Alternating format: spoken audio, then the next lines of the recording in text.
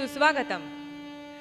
भारत विकास परिषदेच्या विवेकानंद व्याख्यानमालेमध्ये आपल्या सर्वांचं सहर्ष स्वागत आहे. मी आपल्या संस्थेच्या पदाधिकाऱ्यांना विनंती करते की त्यांनी आपले आजचे प्रमुख वक्ते श्री ढवळे सर यांना मंचावर घेऊन यावे. अध्यक्ष मंदार जोगजी, आपल्या परंपरेप्रमाणे आपण भारत मातेच्या आणि विवेकानंदांच्या प्रतिमेचं पूजन करून कार्यक्रमाची सुरुवात करूया. मी आपल्या मंचावरील पाहुण्यांना विनंती करते की त्यांनी प्रतिमा पूजन करावे.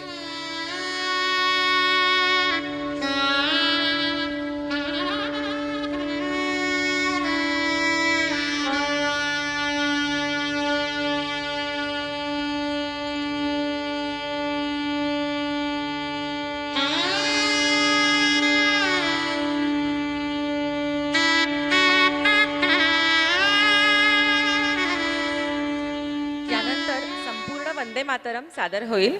त्याकरता मी श्री नितीन आपटे यांना आमंत्रित करते. वंदे मातरम, वंदे मातरम, सुजलाम सुफलाम मलयज शीतलाम सस्यश्यामलाम मातरम. वंदे मातरम. शुभ्रज्योत्स्नान् पुलकितयामिनीं फुल्लकुसुमितद्रुमदलशोभिनीं सुहासिनीं सुमधुरभाषिणीं सुखदां वरदां मातरं. वन्दे मातरं. कोटि कोटि कंठ कल कल निनाद कराले, कोटि कोटि भुजै द्रुत खर करवाले. अबला के नमायत बले, बहुबलधारिणीं नमामि तारिणीं रिपुदलवारिणीं मातरं. वंदे मातरं. तुम्ही विद्या, तुम्ही धर्म, तुम्ही हृदि, तुम्ही मर्म. त्वं हि प्राणां शरीरे, बहुते तुम्ही मा शक्ति. हृदये तुम्ही मा भक्ति. तो मारई प्रतिमा, गडी मंदिरे मंदिरे मातरम. वंदे मातरम. त्वं हि दुर्गा दश प्रहरणधारिणीं, कमला कमलदल विहारिणीं. वाणी विद्यादायिनी, नमामि त्वां कमलां अमलां अतुलां सुजलां सुफलां मातरं. वंदे मातरम. श्यामलां सरलां सुस्मितां भूषितां धरणी भरणी मातरं. वंदे मातरम. वंदे मातरम. भारत माता की. धन्यवाद. धन्यवाद नितीन जी.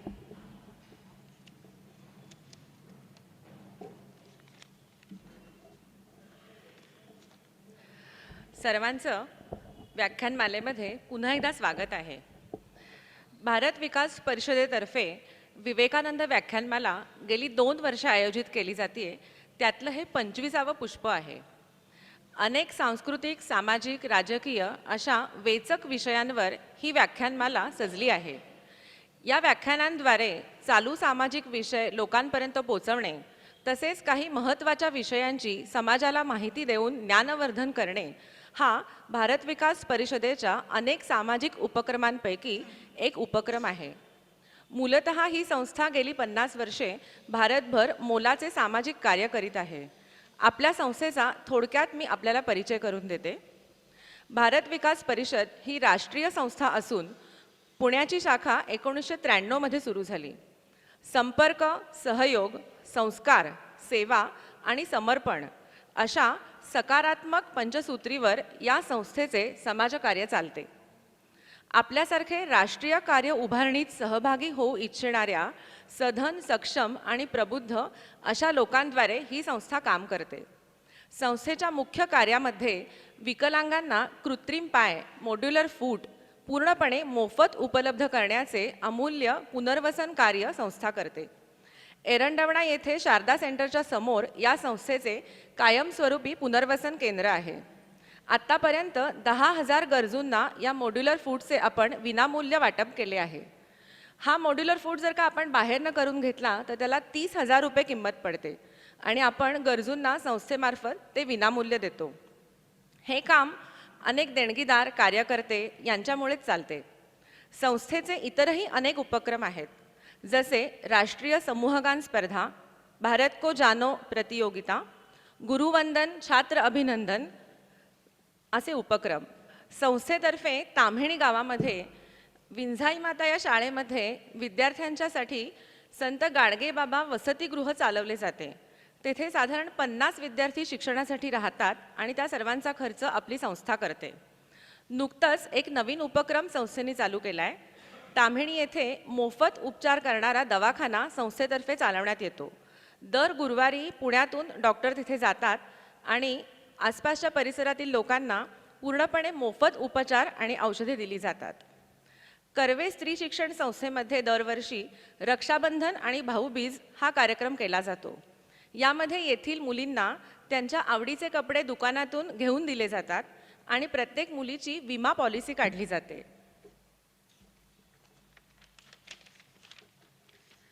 मागील वर्षी कोविडच्या जागतिक संकट काळामध्ये लॉकडाऊनच्या काळात आपल्या संस्थेने सुमारे 30 गावांमध्ये आणि वस्त्यांमध्ये अन्नधान्य आणि शिधावाटप केले आहे.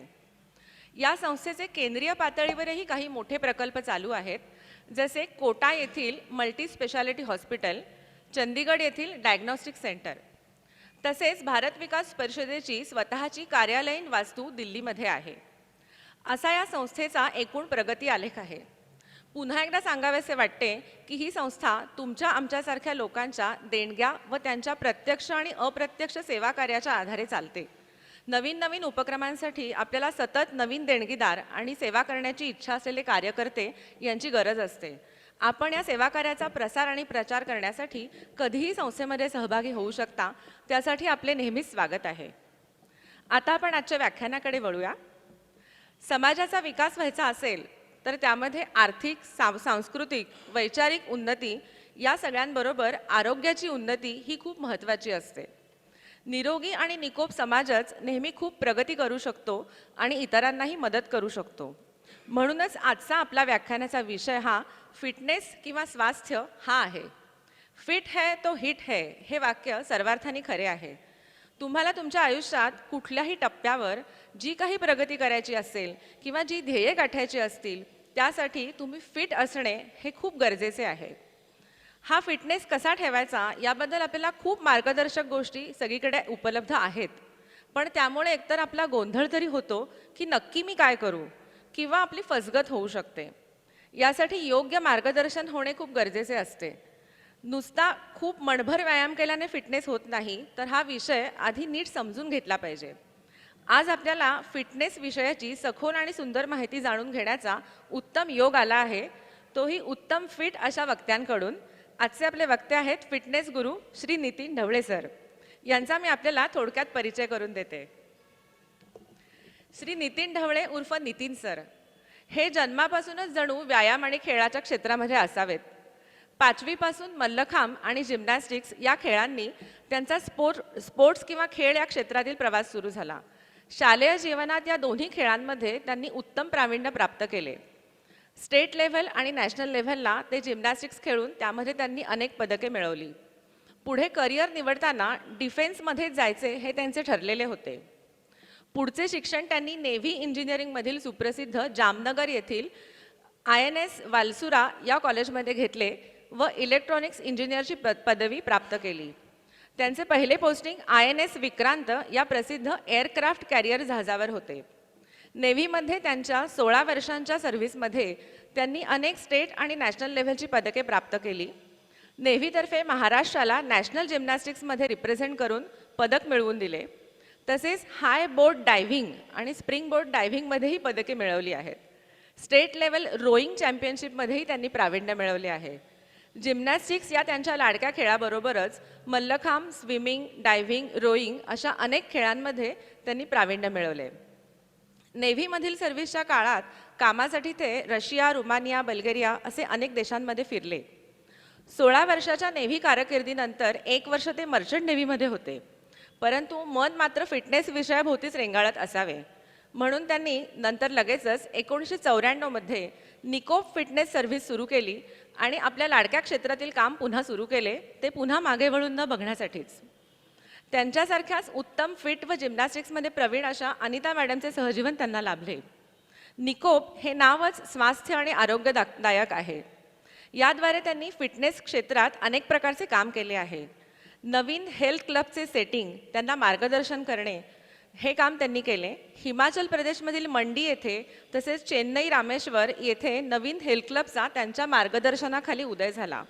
पुण्यात देखील Deccan Gymkhana, boat club, RCBC city club, residency club, सलामा अशा अनेक सेंटर्सना त्यांचे मार्गदर्शन लाभले. अनेक स्पोर्ट्स पर्सनना त्यांनी ट्रेनिंग दिले आहे. क्रिकेट, बॅडमिंटन, कुस्ती, टेनिस अशा अनेक क्षेत्रातील खेळाडूंना त्यांनी मार्गदर्शन दिलं आहे. उदाहरण द्यायची झाली तर महाराष्ट्राची रणजी टीम शंतनू सुगवेकर, सुरेंद्र भावे, तसेच संदीप कीर्तने, नितीन कीर्तने, रुजुता जाधव हे टेनिसपटू, तृप्ती मिरगुंडे, ज्वाला गुप्ता या बॅडमिंटनपटू यांना त्यांचे मार्गदर्शन लाभले आहे. स्पोर्ट्स मेडिसिन असोसिएशनचे ते गेली 6 वर्षे सेक्रेटरी होते. सध्या स्पोर्ट्स मेडिसिन असोसिएशनचे ते 3 वर्षे प्रेसिडेंट आहेत. या अंतर्गत त्यांनी IMAच्या अनेक डॉक्टरांसोबत फिटनेसचे वर्कशॉप आणि सेमिनार्स घेतली आहेत. बऱ्याच IT कंपन्या तसेच बजाज ऑटो औरंगाबाद यामध्ये फिटनेस प्रोग्राम्स कंडक्ट केले आहेत. फिटनेस विषयावर अनेक आर्टिकल्स लिहिली आहेत, व्याख्याने दिली आहेत. स्वतःसारखे उत्तम फिटनेस ट्रेनर्स तयार व्हावेत म्हणून त्यांनी अनेक ट्रेनर्सनाही मार्गदर्शन केले आहे. त्यांची स्वतःची जिम तर आहेच, ते शिवाय वैयक्तिक मार्गदर्शनही करतात. एक्सरसाइजच्या बॅचेसही घेतात. तुम्ही जर कधी त्यांच्या मार्गदर्शनाखाली व्यायाम केलात तर तो डिस्कंटिन्यू होण्याचा धोकाच नाही, कारण ते ज्या प्रकारे एन्थुझियास्टिकली व्यायाम करून घेतात की त्याची आपल्याला गोडीच लागते. खरंच सरांबद्दल सांगावं तेवढं थोडं आहे. आता त्यांच्याकडूनच आपण फिटनेसबद्दल जाणून घेऊयात. मी सरांना पुढची सूत्रे व्याख्यानासाठी हाती देते. धन्यवाद. धन्यवाद. सर्वप्रथम भारत विकास मंडळाचे पदाधिकारी आणि भारत विकास मंडळ यांचं मी आभार मानतो. जवळजवळ 1.5 वर्षांनी मला माझं तोंड उघडायला चान्स मिळाला आहे. बॅचमध्ये फक्त मी ओरडत असतो, पण ॲक्च्युली कारण घरी पण तोंड उघडताच येत नाही. जे काय उघडायचं आहे ते बाहेरच्या इतर लोकांसमोर, पण तो लॉकडाऊनमुळे सध्या बंदच होता. ऑफ करू.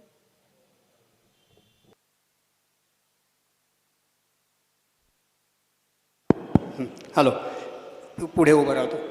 जास्ती हे होतं आहे का? नाही. हां, ठीक आहे. सर्वप्रथम 2 किस्से सांगतो आणि मग आपण स्टार्ट करूयात.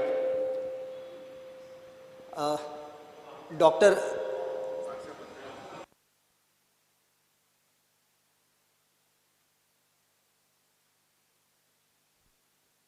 देसाई, डॉक्टर देसाईंचा दवाखान्याचं उद्घाटन होतं आणि त्याच्याकरता HV सरदेसाईंना मुख्य आमंत्रित केलं होतं.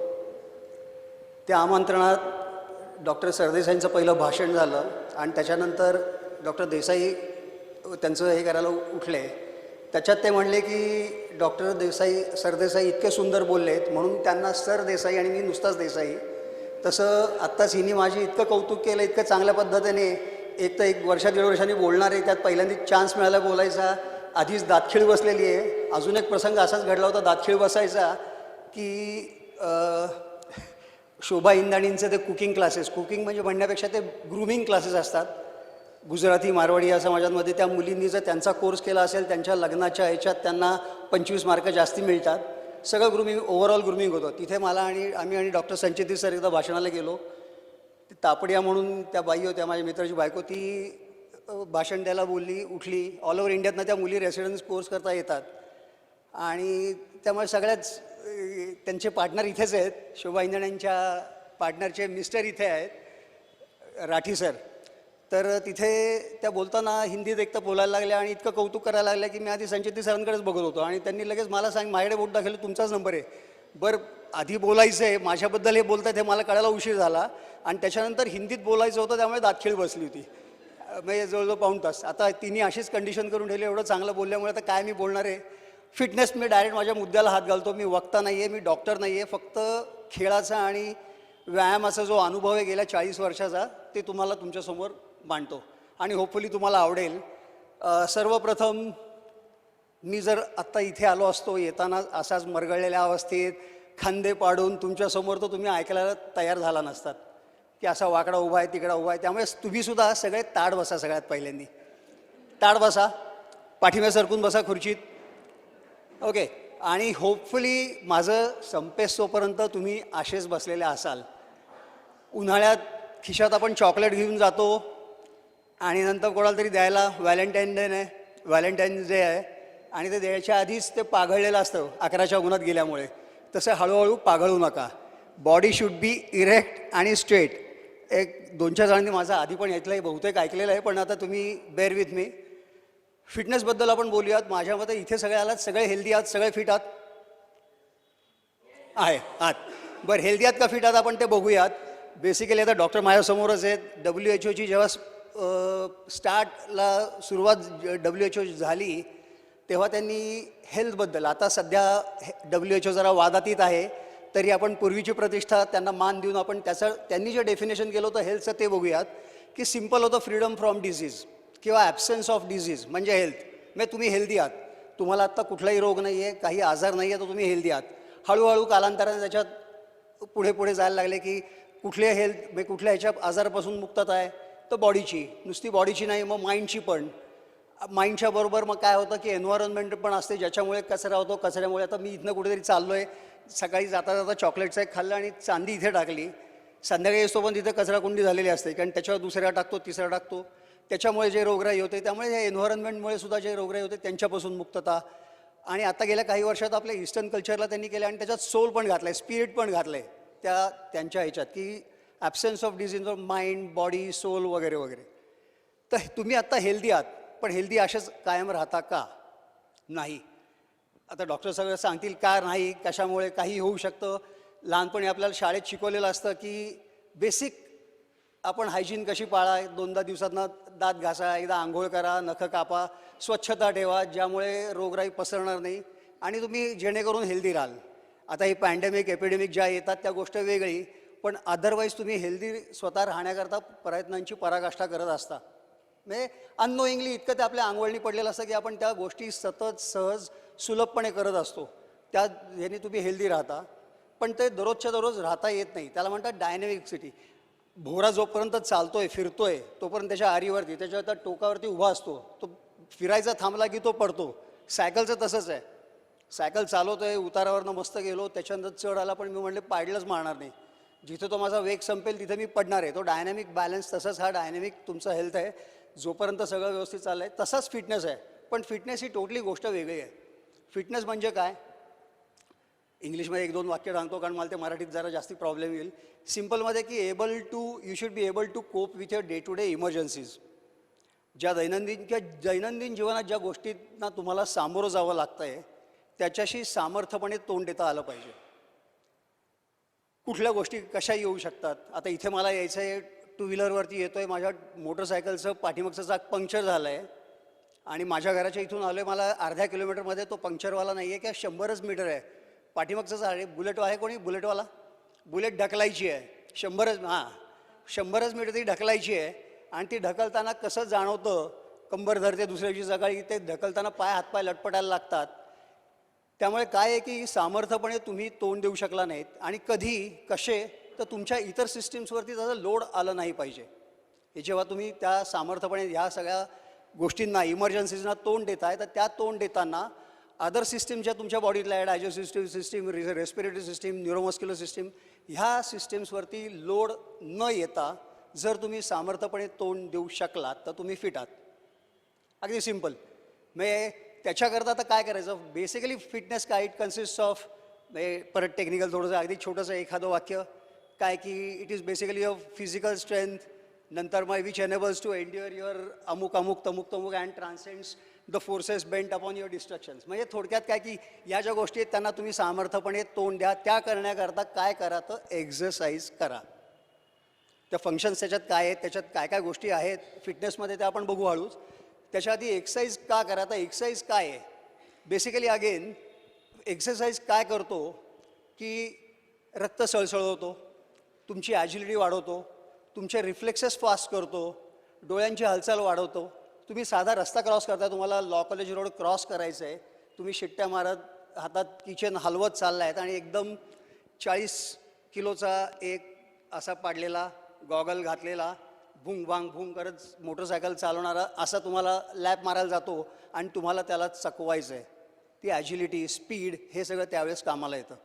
पण हे जर तुम्ही फिट असाल तर हे तुम्ही करू शकता. किंवा ते करताना कुठेतरी लचकलं, कुठेतरी पडलो, धडपडलो, हात मुरगळला, पाय, ह्या गोष्टी होऊ शकतात. त्याकरता तुमचा फिटनेस अत्यंत आवश्यक आहे. या सगळ्या सिम्पल गोष्टी असतात अगदी. मी आता फिटनेसचे पहिले आपण 6 प्रकार बघू. त्याच्यात एस म्हणतो आपण, 6 S's ऑफ फिटनेस. मग ॲक्रोनिम्स आहेत. लहानपणी आपण पाठांतर करताना ताना पिही निपाजा तांबडा नाब ते सगळे सप्तरंगातले किंवा इंद्रधनुष्यातले, इंग्लिशमध्ये विग्यॉर वगैरे जे होते ते सोपं करण्याकरता म्हणून ते 6 S's आहेत. त्यातले 3 जे एस आहेत ते मेन एस आहेत, ते रेग्युलर तुमच्या कामाला येतात, त्याच्यावरती जोर द्यायचा असतो. आणि 3 आहेत त्या सटल एस आहेत, ते पण लागतात पण ठराविक वेळीस ठराविक गोष्टींकरता, ज्या ज्या तुम्हाला त्याच्यात प्रावीण्य मिळवायचं आहे त्याच्याकरता.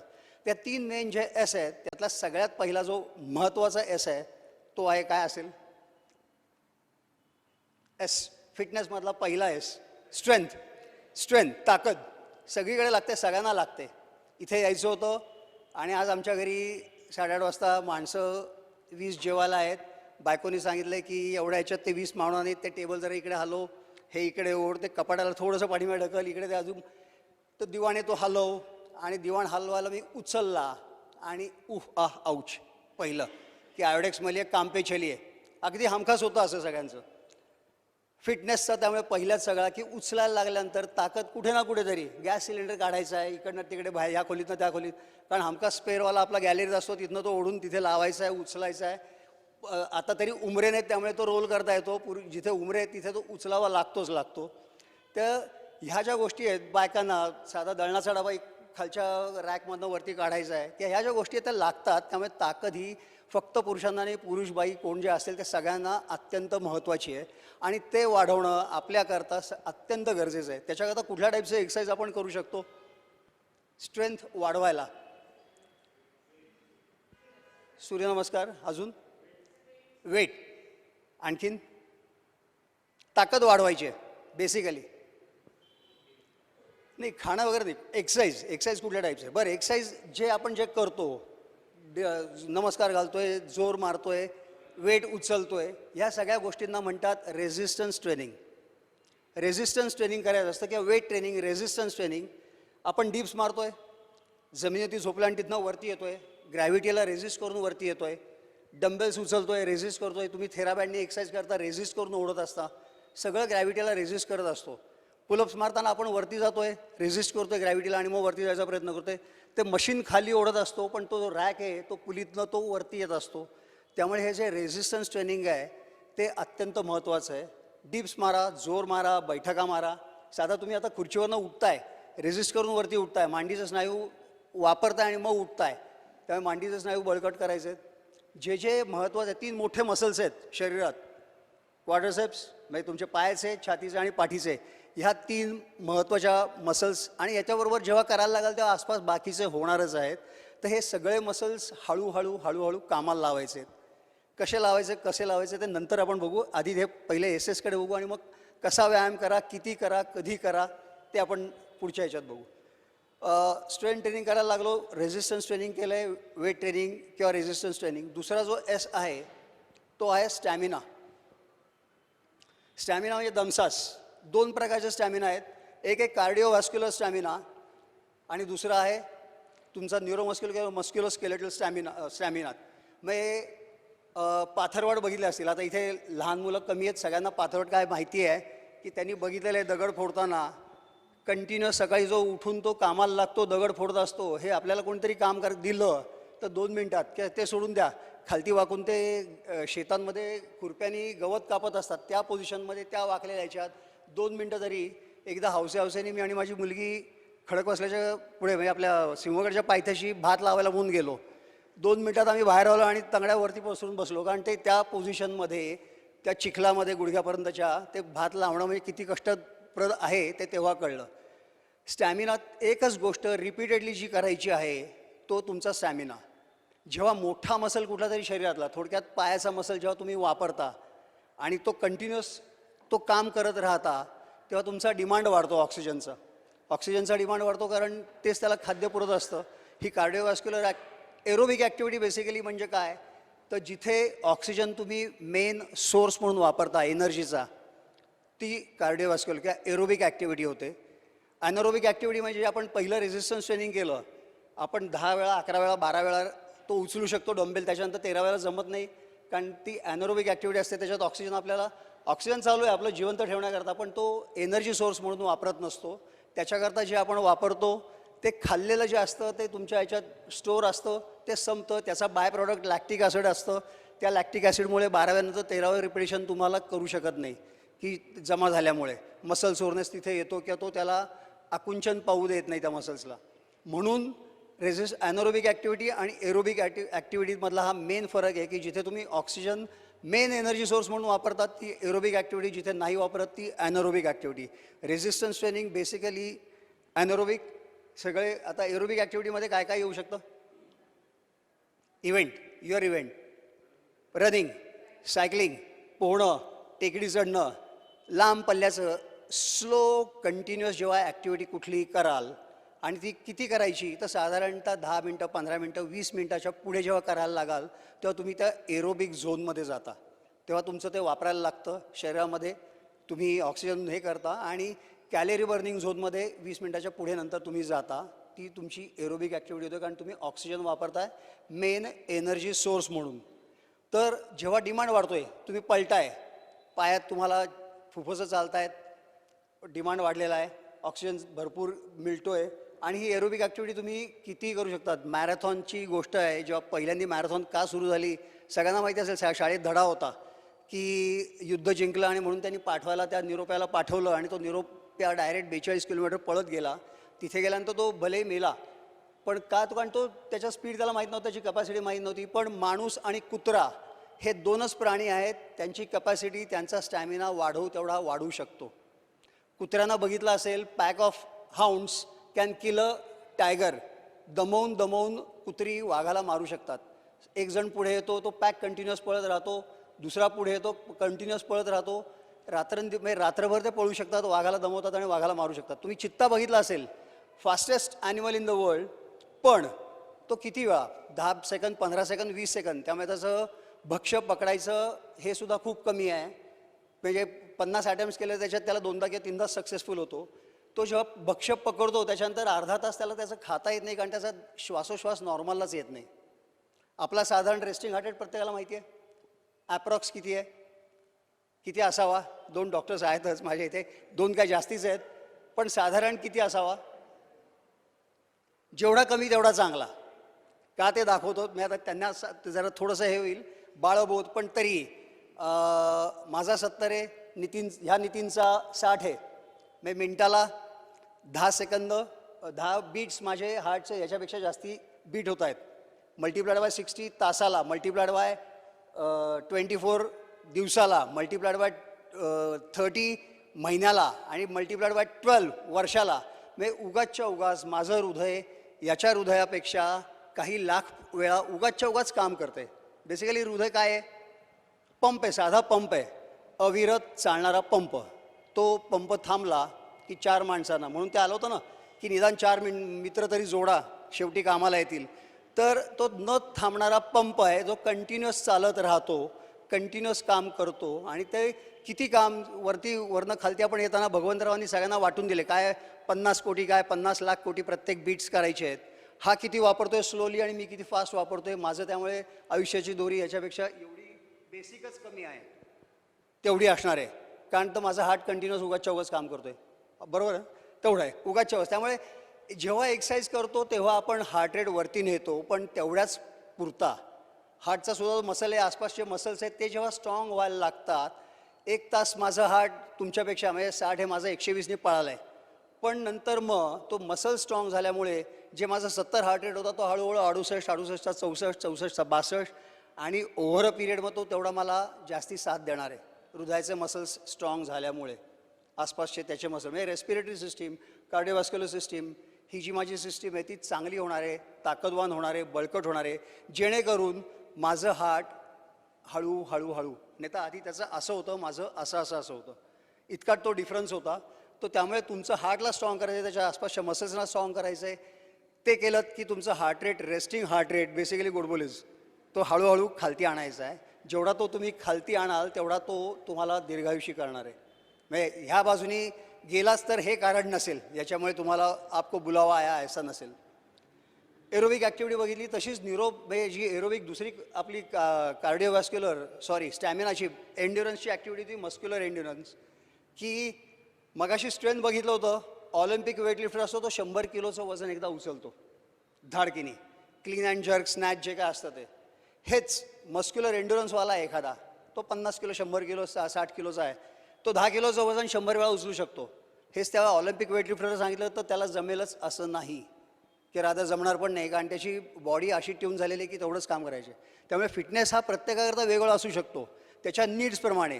जर तुम्ही आता मरीनमधला कमांडो घेतलात, त्याला फ्लेक्झिबिलिटी पण लागते, स्टॅमिना पण लागतो, कंटिन्युअस पळायचं आहे, रात्रंदिवस काहीतरी काम करायचं आहे, ताकद पण लागते, ह्या सगळ्या गोष्टी त्याला लागतात. त्यामुळे त्याची आयडेंटिटी वेगळी आहे. तो वेटलिफ्टर, ऑलिम्पिकचा जो वेटलिफ्टर आहे त्याची नीड वेगळी आहे, गरज वेगळी आहे.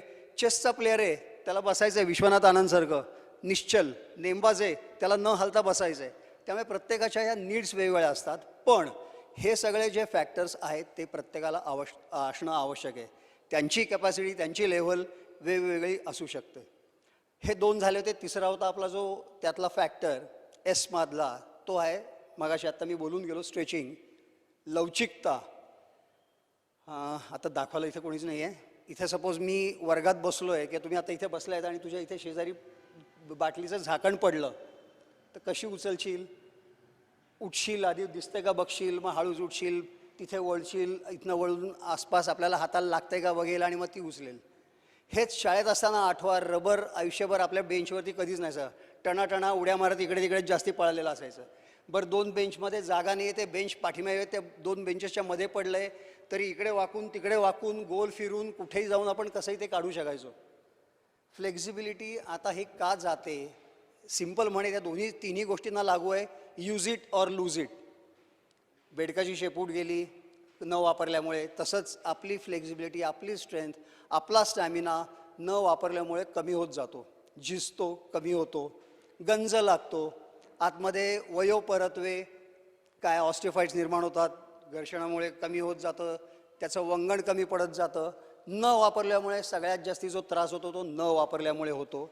त्यामुळे फ्लेक्झिबिलिटी सगळ्यांना अत्यंत महत्त्वाची आहे. गाडी चालवायची आहे, इथनं मला आता वळायचं आहे, मला रिव्हर्स घ्यायचं आहे. रिव्हर्समध्ये बेसिक प्रिन्सिपल काय तुम्हाला शिकवतात? डावा शेजारच्या याच्यावरती ठेवा, उजवा हँडलला धरा आणि मागे वळून बघा. त्याच्यातला एक किस्सा सांगतो, जुना आहे, नेव्हीत असतानाचा आहे. आम्ही थंडीत जामनगरला जिथे ट्रेनिंग करत होतो, आमच्या वर्गात कोणाच्याही कुठल्याही जाती धर्माबद्दल काही नाही, पण आमच्या वर्गात खरोखरीच एक सरदार होता. आणि सकाळी दात घासायला त्या मेसच्या बाहेर ते कॉमन बाथरूम असायची, एका लाईनीत ते बेसिन्स, ते 3 इडियट्समध्ये दाखवलं तसं, आणि आरसेसमोर, आणि मग तिथे दात घासा, तिथे शेव करा, हे करा. आणि थंडीच्या दिवसात तो म्हणला, आप लोग कैसे ब्रश करते? म्हटलं कैसे ऐसे करते? तो म्हणला हम सरदार है, हम कैसे करते? म्हटलं कैसे करते? ब्रश ऐसे रखते और ऐसे घुमाते. आणि एकदा फिरवलं, दुसऱ्यांदा फिरवलं, तिसऱ्यांदा जी मान अडकली ती 3 दिवस तशीच होती, वर्गात असाच येत होता. म्हणजे थंडीचा हा परिणाम वेगळा किंवा न गेलेल्या गोष्टी एकदम झटका दिला असेल हे, पण फ्लेक्झिबिलिटी पण हळूहळू कमी होत जाते न वापरल्यामुळे.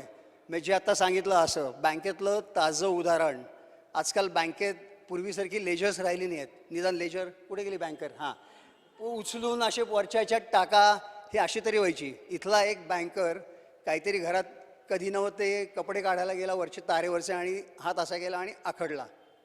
म्हणजे फ्रोझन शोल्डर असेल काय असेल, पण न वापरल्यामुळे जास्ती तो आला आणि इतकं दुखलं. मी त्याला रिक्षात घालून म्हणजे त्याला रिक्षात घालून नेलं वगैरे वगैरे. पण हे न वापरल्यामुळे, कारण आजकाल बँकेत सगळे पुढे बटनवाले शर्ट घालतात, टी शर्ट घालायची वेळ नाही, असली कामं करायची सवय नाही, बँकेत लेजर्स उचलायची पण सवय नाही, किंवा उचलून वरती ठेवायला तर बिलकुलच लागत नाही. आणि असं काहीतरी केलं किंवा टी शर्ट घालायचं म्हटलं तरी किंवा बनियन घालायचं आहे, आता आजकाल बनियन पण कोणी घालत नाही.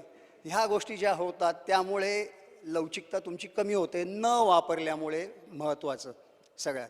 त्यामुळे तिसरी गोष्ट जी आहे ती स्ट्रेचिंग, फ्लेक्झिबिलिटीवरती पण जोर द्यायचा आहे. आणि स्ट्रेचिंग किंवा फ्लेक्झिबिलिटी वाढवण्याकरता परत कुठल्या गोष्टी कामाला येतात?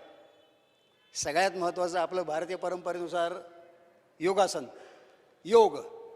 त्यामुळे योगासन इतकं महत्त्वाचं आहे, जेवढंच हे पहिले 2 फॅक्टर्स होते, स्ट्रेंथ आणि हे फ्लेक्झिबिलिटी. आता तुम्हाला सांगितलं की पायाचे अंगठे धरा, तर असे धरू शकाल, पण पायात गुडघे ताट ठेवून कमरेतनं वाकून 100रातले 20, 25, 30च जण धरू शकतील. आणि ते सुद्धा लिहिल्या तर सोडाच, पण असे जेमतेम आपण पोचू शकतो. ही जी फ्लेक्झिबिलिटी आहे ती करण्याकरता परत त्याच्यात 2 प्रकार आहेत. एक आहे ॲक्टिव्ह स्ट्रेचिंग, दुसरं आहे पॅसिव्ह स्ट्रेचिंग.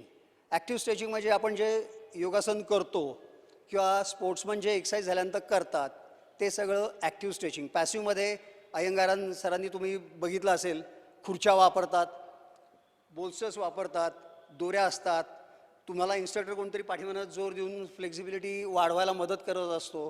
आता स्पोर्ट्समनला कोचेस त्यांना पायाचे ते पाय लावून त्यांची फ्लेक्झिबिलिटी स्ट्रेचिंग, पायाची तुमचं स्प्लिट करायला मदत करतो. हे सगळं पॅसिव्ह स्ट्रेचिंग आहे. ॲक्टिव्ह स्ट्रेचिंगमध्ये हे जे आहेत, आपण जे एक्झरसाईज करतो त्यावेळेस आपण शक्यतो दोन्ही करायचा प्रयत्न करतो. ते परत कसे आणि एकदा मला आठवण करा, परत कसे करायचं सांगेन क्या. तर हे जे आहे, पहिली झाली होती स्ट्रेंथ, दुसरं झालं होतं स्टॅमिना, तिसरं झालं होतं स्ट्रेचिंग. हे तिन्ही एस फॅक्टर्स आहेत, अत्यंत महत्त्वाचे आहेत. ते तुम्ही तुमच्या जीवनात रेग्युलरली वापरायला लागा, करायला लागा त्याचे व्यायाम प्रकार. आणि तुम्हाला तुमच्यात फरक लगेच महिन्याभरात जाणवेल. की आधी सकाळी आणि संध्याकाळी नाही, एकाच वेळेस त्याच वेळेस करून बघायचं आहे की बघा आज किती वागतायत, आणि एक्सरसाइज सुरू केल्यानंतर तुमचं अंगठे कितपर्यंत पोचायला लागले, किंवा पहिल्यांदा जो काय 6 इंच असेल तो 4 इंच डिफरन्स होईल, 2 इंच होईल. असं सगळ्यात त्याच्या बाबतीत तसं आहे, स्ट्रेंथबद्दल, स्टॅमिनाबद्दल आणि स्ट्रेचिंगबद्दल. म्हणजे आपल्या इथे ज्वलंत उदाहरण आहे, एका गृहस्थानी 58व्या वर्षी व्यायाम सुरू केला आणि आता ते त्यांना बास म्हणावं लागतं. 71व्या वर्षीसुद्धा त्यांच्या वयाच्या वाढदिवसाच्या त्या फेऱ्या डेक्कन जिमखान्याला घालतात. म्हणजे उलटं आहे, त्यांना गव्हर्नर लावावा लागतो वरनं की असलं काही जास्ती करू नका म्हणून. पण त्यांचं कौतुकास्पद असं आहे की ते स्ट्रेंथ करतात, स्ट्रेचिंग करतात. व्यायाम हा त्यांचा नित्य नियम आणि म्हणजे आठवड्यात 7पेक्षा जास्ती वेळा ते करतात. ते निदान आपण 3 वेळा तरी मिनिमम करू शकतो. एक्झरसाईज मगाशी सांगायचं राहिलं, एक्झरसाईजचं डेफिनेशन, एक्झरसाईज म्हणजे काय. मग फक्त सांगितलं की काय काय करतो एक्झरसाईज हा प्रकार, की डोळे फास्ट हलवू शकतो, ॲजिलिटी वाढवतो, रक्त सळसळवतो, की हळूहळू वयोपरतो आहे आपलं जे रक्त थंड होत चाललेलं असतं किंवा त्याचं सळसळणं कमी झालेलं असतं ते वाढवतो, लवचिकता वाढवतो. हे सगळं खेळाडू असताना हे सगळं होत असतं, आपसूक होत असतं, नकळत होत असतं, त्या खेळाप्रमाणे होत असतं. पण नंतर 18व्या नंतर म्हणजे साधारण गद्धे 25 ते 50, 45, 50पर्यंत आपण आपल्या व्यवसायात, नोकरीत, धंद्यात जे काय आहे पोटापाण्याकरता इतके मशगूल होतो की आपण वेळ काढत नाही आपल्या स्वतःकरता. अत्यंत महत्त्वाचं आहे की आपला वेळ काढा. त्यांच्यासारखे एखादेच लकी असतात की 58व्या वर्षी सुरू करून सुद्धा परत 18व्या वर्षाच्या मुला एवढे सगळं करू शकतात. सगळ्यांना झेपेल असं नाही. त्यामुळे वेळीच सावध व्हा, वेळेच कामाला लागायचं आहे आणि हळूहळू काही ना थोडं का होईना ही सगळ्या गोष्टी आत्मसात करायला लागा. आणि त्याच्यात नैपुण्य आपल्या त्यांचं डोळ्यासमोर ठेवून करू नका. तुम्ही तुमच्यासमोर स्वतःचं एक टार्गेट ठेवायचं आणि ते अचीव करायचा प्रयत्न करायचा आहे. कुठपर्यंत आपल्याला जमणार आहे, कसं झेपेल, त्याच्यापुढे जस्ट थोडंसं. एकदम खूप ठेवलं तर आधीच धडकी भरते, उरात आणि मध्ये आपण नकोच करायला, हे काय आपल्याला जमणारच नाही. असं पण नाही की लगेच आज केलं आणि उद्या ते जमलं आहे, असं पण नको. थोडंसं just try to stretch your limits a bit. तर एक्सरसाइजची व्याख्या अशी आहे की any physically challenging activity done regularly for at least 45 minutes, minimum 45 मिनटं तरी काहीतरी फिजिकली चॅलेंजिंग असेल अशी ॲक्टिव्हिटी करायची आहे. आणि किती वेळा, तर with a gap of not more than 48 hours between 2 sessions. 48 तासापेक्षा त्याच्यात जास्ती गॅप नको 2 सेशन्समध्ये. करायची तर मिनिमम 45 मिनटं केली गेली पाहिजे आणि फिजिकली चॅलेंजिंग पाहिजे. फिजिकली चॅलेंजिंग म्हणजे काय? आज आलो 10 रिपिटेशन्स मारले, उद्या आलो 10 रिपिटेशन्स मारले, 31 डिसेंबरला पण 10च रिपिटेशन्स मारले, तर ती फिजिकली चॅलेंजिंग ॲक्टिव्हिटी होत नाही. सोनार बघितला आहे? सोनाराच्या दुकानात तो मान खालती घालून गडीने ठक ठक ठक ठक करत असतो. त्याला तो एक्सरसाइज नाही आहे. सकाळी सकाळी उठलात, कुत्र्याला हिंडून आणलं, बायकोबरोबर विंडो शॉपिंगला गेलात, कुत्र्याला हिंडवलं, बाकी फुटकळ काहीतरी इकडे चक्कर मारली, बाहेर कॉर्नरला पर्यंत जाऊन आलात, एक चहा मारून आला, ही एक्झर्शन होतं, एक्सरसाइज होत नाही. सगळ्यात जास्त एक्झर्शन कधी होतं पुरुष मंडळींना? बायकोबरोबर खरेदीला गेलं की. तर ते एक्झर्शन आहे, एक्झरसाइज नाही आहे. किती तुम्ही तिच्या पिशव्या उचलून आणल्यात तरी तो एक्झरसाइज होत नाही, फक्त एक्झर्शन होतं. त्यामुळे एक्झरसाइज काय आहे, तो नियमितपणे केला गेला पाहिजे. मिनिमम 45 मिनटं गेला पाहिजे आणि 2 सेशन्समध्ये 48 तासापेक्षा जास्ती गॅप नको. असं आहे की मसल्स तुम्ही जेव्हा वापरायला लागता किंवा मसल्स न वापरता तेव्हा 72 तासापेक्षा जास्ती जर वापरले नाहीत तर हळूहळू परत ते श्रिंक व्हायला लागतात. सेल बाय एसे असेल किंवा त्यांचं व्हॉल्यूम वाईज असतील, पण तो बारीक व्हायला लागतो. तो पेशंट कुठला तरी दवाखान्यात आहे म्हणून त्याला काहीतरी म्हणून तो बारीक झाला आहे असं होत नाही. तो नुसता पडून असतो, हालचाल काही नसते, ॲक्टिव्हिटी काही करत नाही. आजकाल तुमच्याकडनं ते हॉस्पिटलमध्ये सुद्धा करून घेतात जर शक्यता असेल तर. फिजिओथेरपिस्ट येऊन जातो, पण तरच नाही तर तो खंगलेला दिसतो, क्रूश दिसतो, तो केवळ ॲक्टिव्हिटी नसते म्हणून. कारण त्यांना तिथे प्रोटीन सप्लिमेंट दिले जाते, त्यांचं डाएट पाळलेलं असतं. फक्त एकच गोष्टी त्याच्यात नसते, ती म्हणजे तो ॲक्टिव्हिटी काही करत नसतो म्हणून तो खंगत जातो, बारीक होतो. नुसत्या आजाराने तो बारीक होत नाही. कारण नुसतंच BP आहे आणि नुसतं ॲडमिट झालं आहे किंवा शुगर 700 झाली आहे म्हणून तुम्ही हॉस्पिटलमध्ये ॲडमिट आहात आणि तुम्ही बारीक झालात तर असं होत नाही. किंवा कुठल्या तरी आजारपणामुळे त्यामुळे बारीक होत नाही, तर काहीही ॲक्टिव्हिटी करत नाही, नुसतेच तुम्ही पलंगावरती झोपून आहात आणि 72 तास झाल्यानंतर तो हळूहळू कामाला शरीर काय म्हणतं की काम तर काही करत नाही आहे, उगाचच्या उगाच ते जे अन्न पाठवतो आहे ते त्या मसल्स करता कशाला वापरा. मसल्स काम तर तुमच्याकडे तर काहीच करत नाही आहे, नुसताच पडून राहिलेला आहे. त्यामुळे हळूहळू तो त्याला अन्न कमी करतो, ते इतर सिस्टम्समध्ये वापरतो, अन्नच त्याला देत नाही आणि अन्न न दिल्यामुळे त्याला ॲट्रोफी म्हणतात, म्हणून तो बारीक व्हायला लागतो मसल. आणि मसल लॉस झाल्यामुळे हे सगळे प्रेशर जॉईंट्सवरती यायला लागतात तुमच्या, की नंतर मग चालताना गुडघेदुखी. गुडघे बेसिकली कसं आहे, एकावर 1-2 काठ्या आहेत, वरती त्याच्यावरती शिरस्त्राण घातलेलं आहे, त्याच्यावरती इजा, त्या जॉईंटला इजा होऊ नये म्हणून. पण त्याच्या दोन्ही बाजूचे जर मसल स्ट्रॉंग असतील, क्वाड्रिसेप स्ट्रॉंग आहेत, तुमचे हॅमस्ट्रिंग स्ट्रॉंग आहेत, खालचे मसल स्ट्रॉंग आहेत, तर त्याची गॅप मेंटेन असते त्या दोन्ही काठ्यांची. हे जर वापरले नाही ते मसल लॅक्स व्हायला लागले, मसलचा टोन गेला की हळूहळू ते सैल पडतात. ते सैल पडले की दोन्ही तो जो जॉईंट आहे गुडघ्याचा तो एकमेकांवरती ती दोन्ही हाडं येतात. मांडीचं मोठं हाड, खालचे जे दोन्ही हाडं जॉईंट होऊन आलेले वरती तिथे, आणि मग ते घासायला लागतात. घासलं की तुम्ही मेटलमध्ये बघितलं असेल, मेटलर्जीवाले किंवा आपल्या साध्या वर्कशॉप्स किंवा फॅक्टरीज ज्यांच्या आहेत, की लोखंडाचे स्टीलचं एकमेकांवरती घासून बर तयार होते. हाडसुद्धा तेवढं स्ट्रॉंग आहे, पण हाडसुद्धा घासून बर ऑस्टिओफाईट्स निर्माण होतात. ते तुमच्या त्या जॉईंट्सच्या मध्ये कुठेतरी इकडे तिकडे अडकतात आणि मग कधीतरी लॉक होतो, कधी ते एखाद्या ॲक्शनला प्रचंड दुखतो. ह्या सगळ्या गोष्टी त्यामुळे होतात. त्यामुळे मांडीचे मसल हे तुमचे बेसिक बिल्डिंग ब्लॉक आहेत.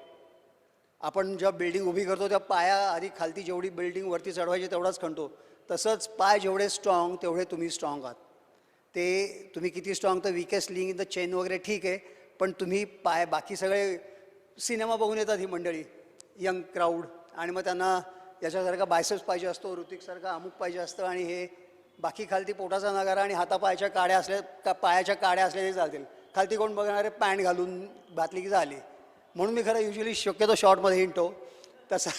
तर तुमचे पाय बेसिकली अत्यंत स्ट्रॉंग पाहिजेत. जे महत्त्वाचे 2 मसल्स आहेत स्ट्रॉंग ठेवा. त्यामुळे आणि बायकांना, कारण पूर्वी सगळे जे बसून कामं करायचे, उठायचं बसायचं सारखं व्हायचं, ते आज काही सगळी गॅजेट्स आहेत. बटन दाबलं ठर, इकडे अमुक केलं ठर, ही सगळी कामं आरामात होत असतात, सुखकर झालेली आहेत. पण त्यामुळे म्हणून व्यायाम करायला लागतोय, तर तो व्यायाम सगळ्यांनी नित्यनियमाने, त्याच्यात ह्या ज्या 3 महत्त्वाच्या गोष्टी आहेत त्या वापरून सगळ्यांनी करायचं आहे.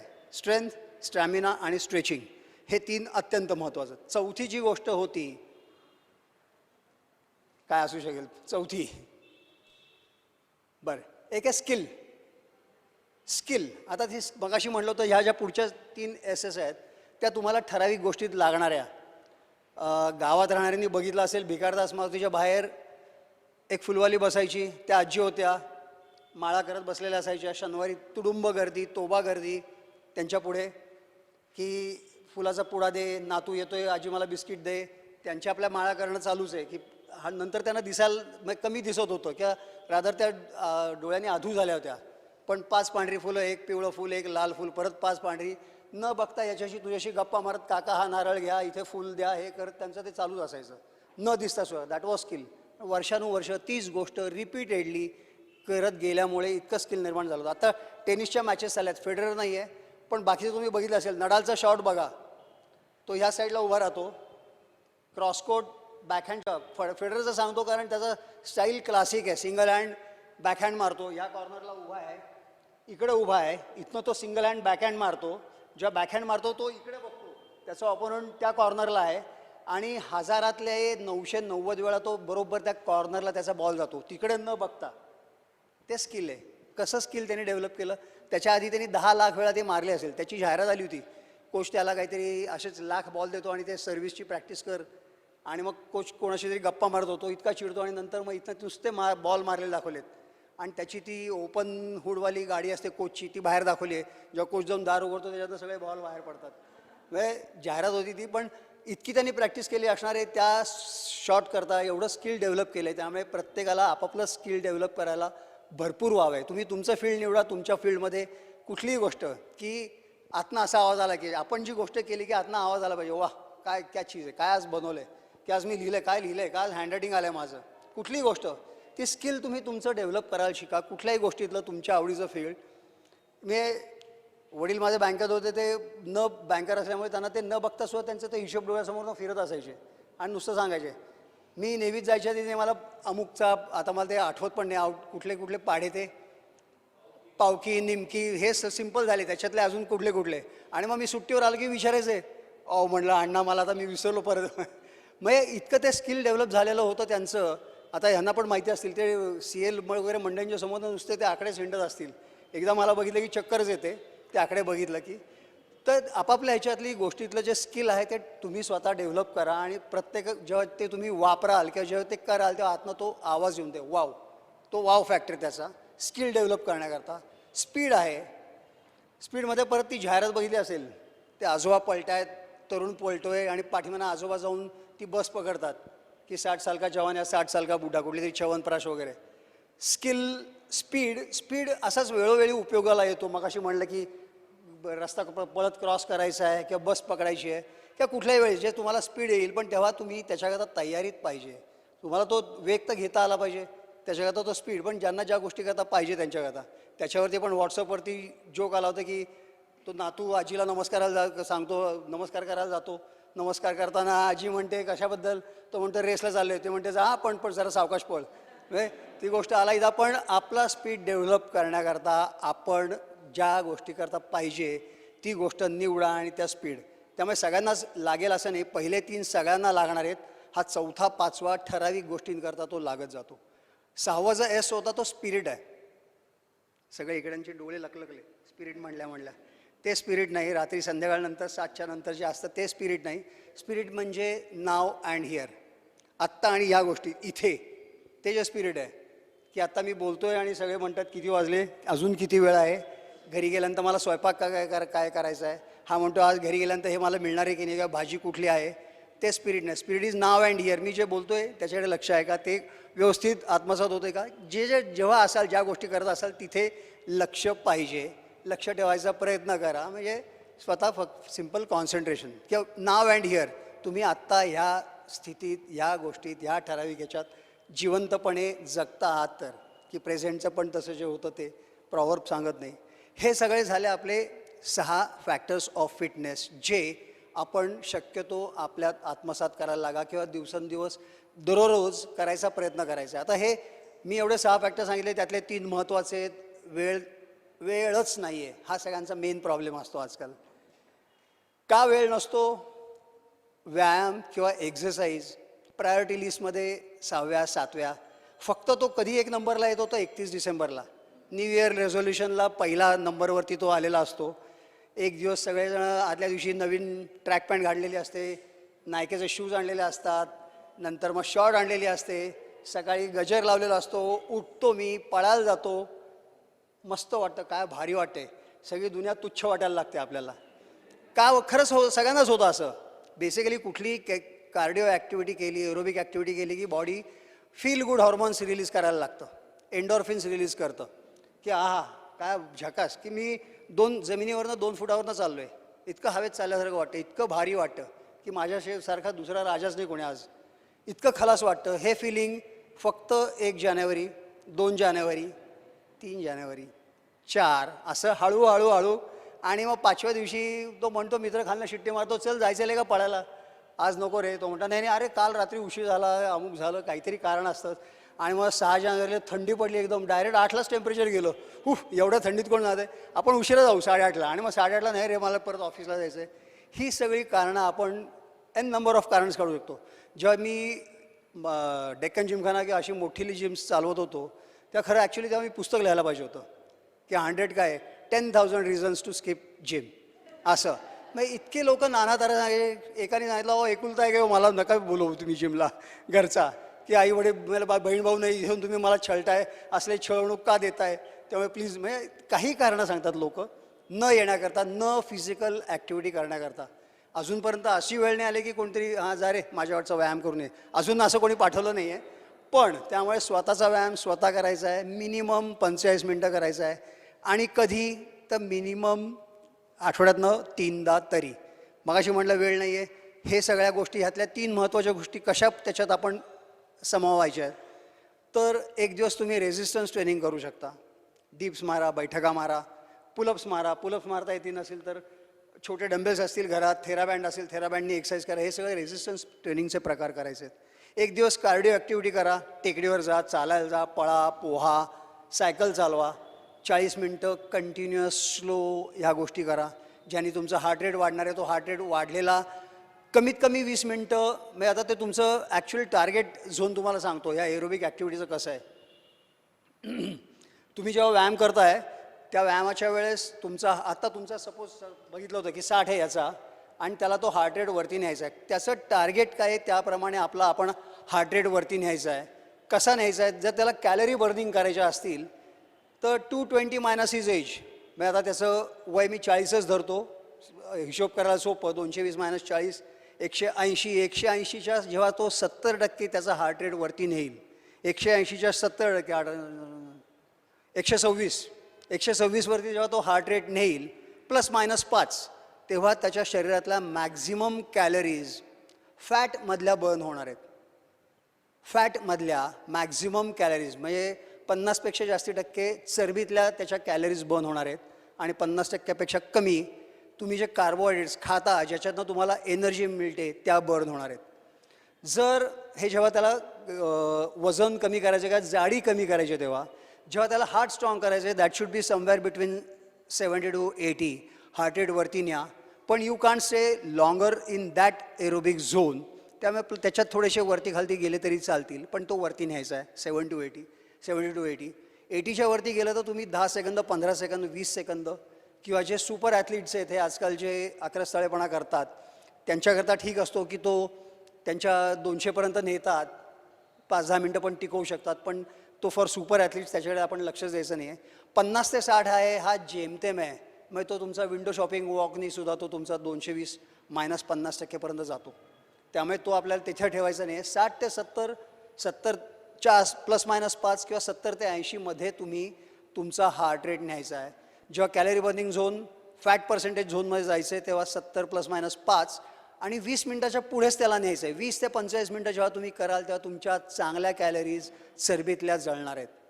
70 ते 80मध्ये हार्ट लंग स्ट्रॉंग होणार आहेत की तुमचा नंतर तो 70, माझा जो 70ला होता तो 68ला येईल, 68चा 66ला येईल, 66चा 62, आणि हळूहळू स्ट्रॉंग होत गेल्यामुळे माझ्या हृदयाला, माझ्या लंग्सला, माझ्या रेस्पिरेटरी सिस्टीमला फायदा होत जाणार आहे. त्यामुळे एक दिवस ही कार्डिओ ॲक्टिव्हिटी करायची, एक दिवस तुम्ही स्ट्रेंथ ट्रेनिंग करा.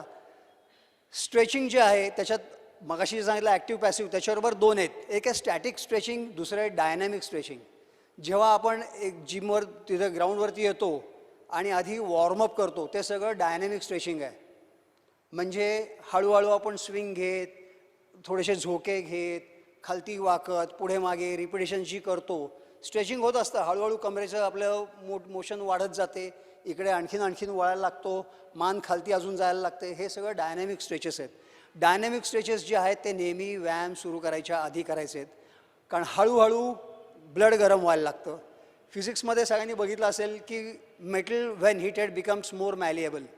लांबी वाढते, प्रसारण पावतो, लवचिकता वाढायला लागते, जॉईंट्स मोकळे व्हायला लागतात. का? रक्ताभिसरण वाढायला लागल्यामुळे. ते वाढायला लागल्यामुळे तुमचं गरम बॉडी व्हायला लागते. बॉडी गरम झाली की रेंज ऑफ मोशन वाढते. जे फ्लेक्झिबिलिटीमध्ये आपण रेंज ऑफ मोशन वाढवत असतो ती त्यावेळेस हळूहळू वाढायला लागते. त्याचा अजून एक फायदा असा आहे की त्यामुळे तुमचं इंजुरीजचं प्रमाण कमी होतं. जे लचकणं, स्प्रेन, स्ट्रेन, एकदम कुठेतरी झटका बसून होतं, त्या गोष्टी व्हायचे चान्सेस, त्याच्यामुळे ज्या इंजुरीज होतात त्याचे चान्सेस कमी होतात डायनॅमिक वॉर्मअप केल्यामुळे, म्हणजे डायनॅमिक स्ट्रेचेस केल्यामुळे. जे नंतर करतो आपण त्याला कूलडाऊन्स किंवा स्टॅटिक स्ट्रेचेस म्हणतात, की एकच पोझिशन धरून ठेवा, इथे एक्सरसाइज झाला आहे माझा, असं धरलं आहे, मान इथे धरून ठेवले 10 सेकंद, 15 सेकंद, 20 सेकंद, ते स्टॅटिक स्ट्रेचेस आहेत. त्याच्यात जे प्रसरण पावलं आहे त्याला रक्ताभिसरण हळूहळू परत नॉर्मलला आणायचं आहे.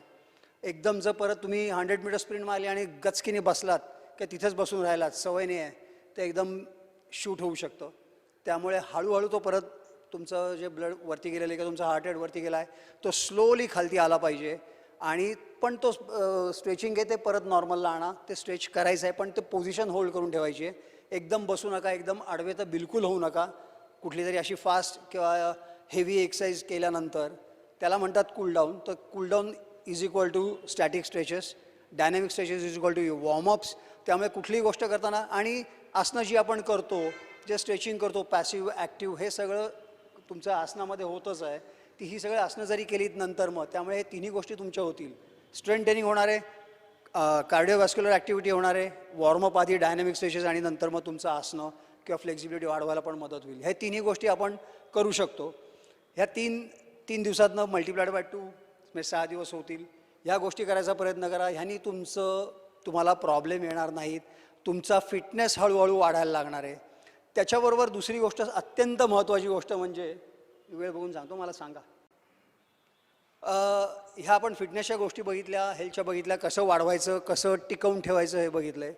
तिसरी गोष्ट होती की त्याच्याबरोबर खाणं अत्यंत महत्त्वाचं आहे.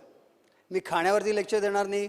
डूज अँड डोंट्स फक्त बारीक सारीक जो 2-4 गोष्टी सांगतो ते तुम्हाला आहारतज्ञ, डायटिशियन्स, आयुर्वेदाचार्य वगैरे ह्या लोकांना विचारा.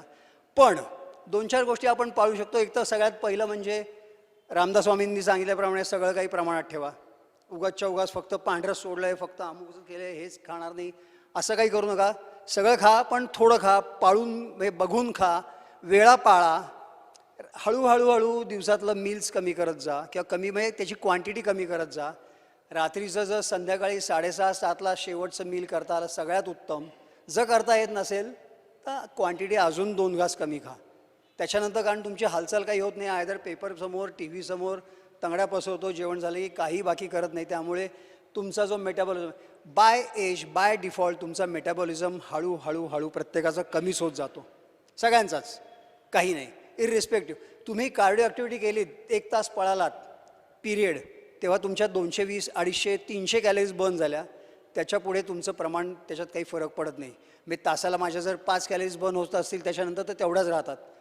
फक्त एका गोष्टीने तुमचा मेटाबॉलिझम चेकमध्ये राहतो, that is resistance training. Resistance training करायला लागलात की तुमचे मसल मास वाढायला लागतो. कुठल्याही एजमध्ये मसल मास वाढू शकतो.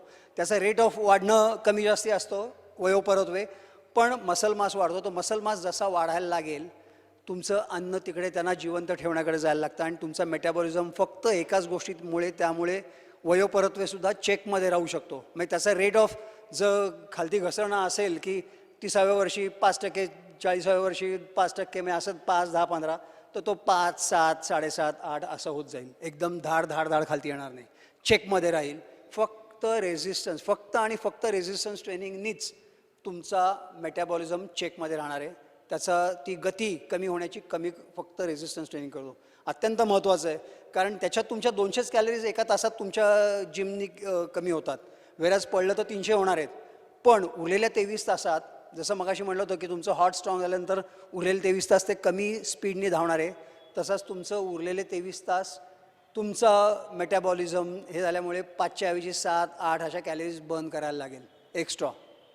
त्यामुळे त्याचा फायदा घ्यायचा आहे, ह्याचा फायदा घ्यायचा आहे, त्याचा फायदा, तिन्हीचे म्हणजे स्ट्रेचिंग, स्ट्रेंथ आणि हे या तिन्ही गोष्टींचा फायदा घ्या. खाणं करताना वेळा जसा पाळला तशा हळूहळू क्वांटिटी कमी करत जा. तेलकट आणि गोड हे सर्वप्रथम. गोड खायचं असेल तर ब्रेकफास्ट टू लंच ह्याच्यामध्येच किंवा ब्रेकफास्ट बरोबर किंवा लंच बरोबर. आणि गोड खायचं असेल तर शक्यतो फ्रक्टोज रूपाने म्हणजे फळांमधनं जाऊन देत.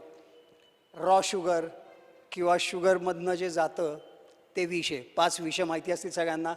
पांढरी white Poisson's, salt, sugar, oil, butter वगैरे वगैरे. तर ही कमी करा तुमच्या बेकरी प्रॉडक्ट्स सगळ्यात वाईट. त्याच्यात हे पाची सर निघायचं तुम्हाला निघायचं नाही ना हां. हे पाची विषं त्या बेकरीच्या सगळ्या प्रॉडक्ट्समध्ये असतात. गोड तुम्ही केक खाल्लात तरी त्याच्यात मीठ असतं, तेल असतं, लोणी असतं, साखर असते, एव्हरीथिंग. मैदा 5वा जो आहे तो मगाचा राहिलेला. त्यामुळे ह्या गोष्टी नाही तू सोडून त्याचे सोडून तिचे केक चांगले असतात पण. तर ते लिमिटेड गोष्टी खा, लिमिटेड वेळात खा. आठवड्यातनं एकदाच कधीतरी तुम्ही ऐश करू शकता, एकदाच. मग या आठवड्याची शनिवारी केली गेली, पुढच्या आठवड्याची सोमवारी करायला जाऊ नका, एकदा सांगितलं म्हणून. त्यामुळे तेवढं वेळापाळा. तळलेलं म्हटलं की सगळ्यात हलक्या गोष्टी की तेलावरती तो बटाटा तरंगतो म्हणून त्या हलक्या गोष्टी अशा नाहीत. तर तळलेल्या गोष्टी खाऊ नका, ज्या स्वतः तेलावरती पोहू शकतात त्या गोष्टी खायच्या नाही आहेत. त्यामुळे त्या शक्यतो कमी करा तुमच्या डाएटमधनं. पाणी तेवढंच महत्त्वाचं आहे. पण वॉटर थेरपीवरती पण विश्वास ठेवू नका की दिवसातनं कमीत कमी ते 3 लिटर आणि व्यायाम करत असेल तर 5 लिटर वगैरे वगैरे. ते इथनं येतं आणि तिकडनं जातं आहे. उगाचच्या उगाच तुम्ही तुमच्या याला काम देताय वाढवून. पण 2 लिटरच्या आसपास साधारण पाणी प्यावं. पण तहान लागली तरच प्यावं. उगाच ढसाढसा प्यायचं आहे किंवा सगळ्यांनी सांगितलं म्हणून त्या बाटल्या भरून ठेवल्यात आणि 4 बाटल्या तरी दिवसभरात मला संपल्याच पाहिजेत असा अतिरेक करू नका. जेवढं पाणी नीड आहे, जेवढे आहे तेवढं घ्या. Maximum 2 bottles minimum 2 bottles is more than sufficient for everybody. खाण्याचं झालं होतं, पाणी पिण्याचं झालं होतं, तब्येतीची काळजी आपण घेतलेली आहे. आता ही शारीरिक तंदुरुस्तीबरोबर नाही. मगाशी आपण बघितलं कोविड आणि पॅन्डेमिकमुळे भले हेल्दी लोक, तब्येतीने चांगले असलेले लोक. मी एक घोट पाणी पितो प्लीज.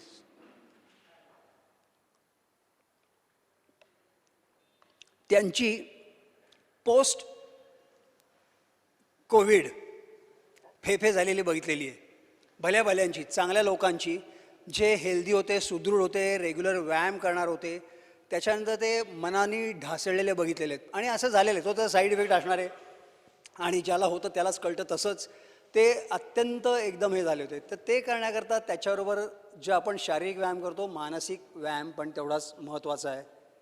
अध्यात्म, मेडिटेशन, ब्रीदिंग, या सिम्पल गोष्टी 2 मिनटं. मेडिटेशन मला आयुष्यात कळलं नाही, मला आयुष्यात झेपलं नाही, जमलं नाही. कोणतरी सांगितलं की नुसतं बसून राहा, प्रत्येक गोष्ट करायचा प्रयत्न केला, डोळे मिटा, 2 भुवयांच्या मध्ये डोळे चकणे करून तिरपं बघा, डोकं दुखायला लागतं. बसायचं म्हणलं 5 मिनटं की कुठेतरी मुंग्या येतात, कुठेतरी डास चावतो, काहीही होतं, सगळे प्रकार होतात. कोणतरी मला सांगितलं स्लीपिंग मेडिटेशन करा, म्हणून मी झोपलो आणि मग ती कॅसेट लावली, त्याच्यावर बासरीचं सूर आणि मग त्याच्या इन्स्ट्रक्शन्स असं 2 मिनटं झाली नाही तर माझ्या केसाची मुळं दुखायला लागली मेडिटेशन करतोय म्हटल्यावरती. अदरवाईज मी आडवा पडल्या मला झोप लागते. बरं, सगळ्यांना एक बिस्किट देतोय, फक्त हातात धरून ठेवायचं आहे. हातात धरून ठेवायचं आहे का ते सांगतो. सर खाऊ नका प्लीज, आफ्टर 2 मिनिट्स. ते 2 मिनिटांनी मी खायला देतो, तोपर्यंत हातात धरून ठेवा. तर हे जे आहे स्लीपिंग मेडिटेशनच्या पण मी पलीकडे गेलो, मला ते काही झेपलं नाही, जमलं नाही. पण तरी प्रत्येकाने आपले प्रयत्न जारी ठेवा, कोणाला तरी नक्की जमेल. मी माझ्याकरता समजलो की हे माझ्या ह्या जन्मात माझ्याकरता ते मेडिटेशन नाही आहे बहुतेक, किंवा मला अजून चांगले गुरु भेटले नाही आहेत, किंवा माझा पेशन्स कमी आहे, मी कमकुवत मनाचा आहे, व्हॉटेवर. पण अजून जमलं नाही मला मेडिटेशन करायला. त्यातल्या त्यात सोपा आणि चांगला प्रकार एकच मी बघितला, आणि 1, 2, 1.5, 3, 2.5 मिनटं व्हॉट एव्हर इट इज, हे ईटिंग मेडिटेशन आपण करणार आहोत. ईटिंग मेडिटेशन काय करायचं मी सांगतो. प्रत्येकाच्या हातात, प्रत्येकाला बिस्किट मिळालं.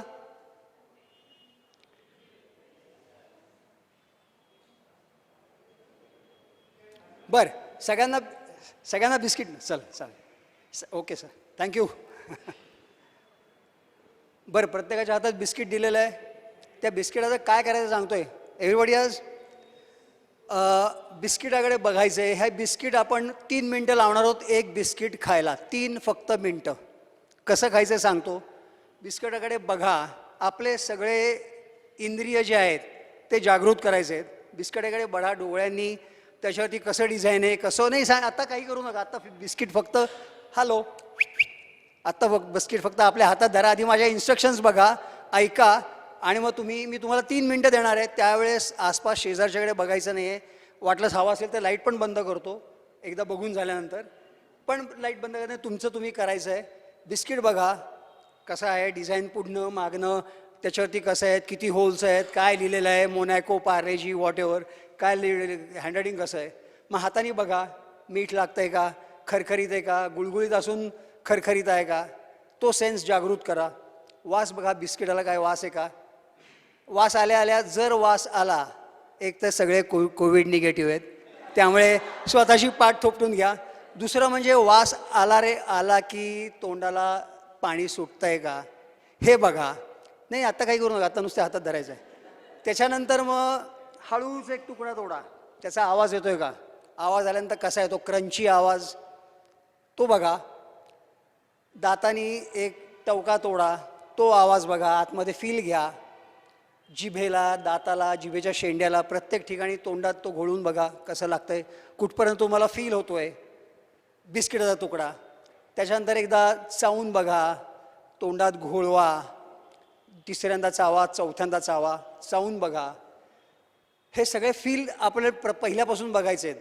बघून डोळ्याचा, कानाचा, आवाजाचा, वासाचा, नाकाचा, लाळ येते की नाही तोंडाचा, जिभेवर घेतल्याचा, जिभेच्या शेंड्याचा, तोंडात आतमध्ये आल्याचा, हे सगळे फील घ्यायचे आहेत. क्रंचीनेस कसं आहे, लगदा होईल बिस्किटाचा तो बघा.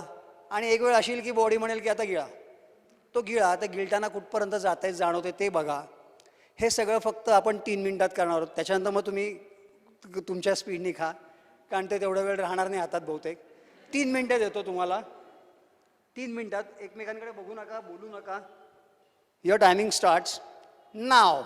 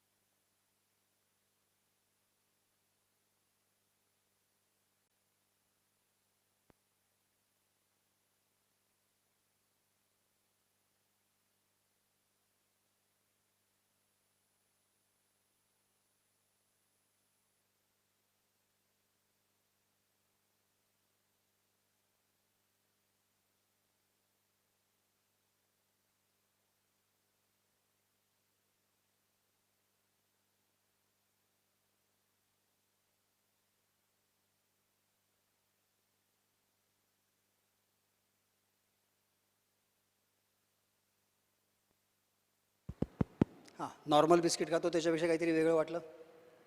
पहिल्यांदा बिस्किटाची चव कळली, त्याचा आवाज कळला, किंवा खूप दिवसांनी लहानपणी आपण सगळं केलं असेल मे बी कधी, किंवा पहिल्यांदा बिस्किट खाल्लं, कुठली नवीन गोष्ट जेव्हा टेस्ट करतो, हे सगळ्या गोष्टी करतो. आता घरी गेलं की समोर टी व्ही चालू असतो, इकडे आपण जेवत असतो, किंवा मोबाईल चालू असतो आणि आपण जेवत असतो. काय खातोय काय नाही याच्याकडे कोणाचंही लक्ष नसतं. आत्ता जे केलं ते आपण स्लिपिंग मेडिटेशन. आत्ता जेव्हा खात होतात तेव्हा तुला आठवलं की घरात स्वयंपाक काय करायचा आहे? नाही. आपल्याला काय मिळणार आहे घरी गेल्यानंतर? तुम्ही आत्ता you are now and here at present. That is simple meditation. हे माझं पण तेवढंच टिकतं, फक्त 2 किंवा 3 मिनटं जर बसलो तर, पण तेवढंच. अदरवाईज विचारांची धावपट्टी कंटिन्युअस चालू असते, एका पाठोपाठ एक एका चेन रिॲक्शनसारखं चालू असतं. की त्या माकडाची गोष्ट की फक्त माकड लक्षात ठेव की माकडच माकड, ते सोडून काही नाही. तसं होतं हे तर मेडिटेशन करताना 90% लोकांचं असं होतं. या सिम्पल गोष्टी जर तुम्ही मेडिटेटिव्हली केल्यात तर तुमच्या माइंडला फरक पडेल. तेवढंच करतो मी, कारण मला खरोखरीच झेपत नाही, पण एवढा करायचा प्रयत्न करा. दरवेळेस प्रत्येक घासाची चव बघा, हे करा. टेम्पररी का होईना बाकीचे जे तुमचे ज्वलंत ज्वलंत प्रॉब्लेम्स आहेत त्याच्यापासून मुक्तता मिळेल. बॉडी झालं होतं, माइंड झालं होतं, सोल करता आपला आपण शोधा. कारण मी अजून तेवढा गुरु झालेलो नाही आहे, पण ह्या 2 गोष्टी तरी आपापल्या प्रत्येकाने पाळायच्या आहेत. हळूहळू आत्मसात करायला लागा. ह्या सगळ्या गोष्टी आपण करा म्हणजे. आणि परत म्हणजे होपफुली मला नेक्स्ट टाईम पण एखाद्या वेळेस बोलवाल तर मी फीडबॅक घेतो की कोण कोण काय करतं आहे ते. त्यातले आता 50% लोक माहिती आहेत मला, जे इतर माहीत नाहीत त्यांनी पण करायचं आहे, रेग्युलर करायचं आहे. तुमच्या दैनंदिन जीवनात एक अविभाज्य भाग म्हणून तो करायला लागा सगळ्यांकरता. Okay, thank you. मला दिलं होतं, सांगितलं होतं, एवढ्या ह्याच्यात होपफुली झालं आहे. आणि शॉर्ट आणि स्वीट 1 तास. थँक्यू.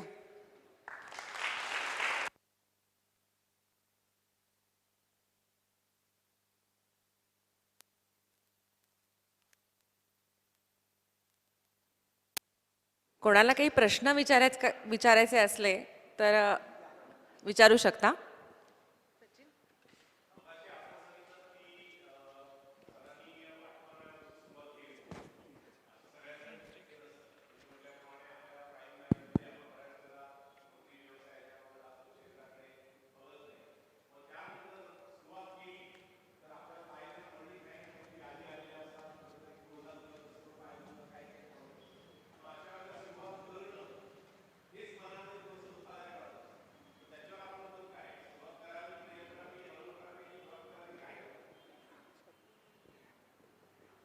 ते आधी केल्याने होते, आधी केल्याची पाहिजे. त्यामुळे काहीतरी तर सुरुवात करा. तुम्ही टार्गेट भले अगदी 4 स्टेप पुढचं ठेवा. चालायला जाता येतं आपल्याला, घरातल्या घरात सूर्यनमस्कार घालता येतात. अगदीच काही नाही तर मॉडिफाईड घाला. गुडघे दुखतात, कंबर दुखतात, कोणाचा तरी सल्ला घ्या. माझ्याकडे मी तुम्हाला नक्की सांगेन काय तुम्हाला काय. आपण तुमचं टार्गेट आधी बेंचमार्क ठरवू, तुम्हाला काय झेपतं आहे, त्याच्यापुढे आपल्याला काय करायचं आहे हे. मग एकदम ग्रुप ॲक्टिव्हिटीमध्ये गेला तर जे करतायच मी जसं घेतो ते सगळ्यांना कंपल्सरी तेच करावं लागतं. तर तसं करता येणार नाही. तुम्ही इंडिव्हिज्युअली तुम्हाला जर स्वतःला काही प्रॉब्लेम असेल, मनात भीती असेल, धाकधूक असेल की मला झेपेल की नाही, की काय करू काय नाही, चुकीचं करतोय का, त्यामुळे कोणाच्या तरी गायडन्स सल्ल्याखाली करा, पण काहीतरी करायला लागा.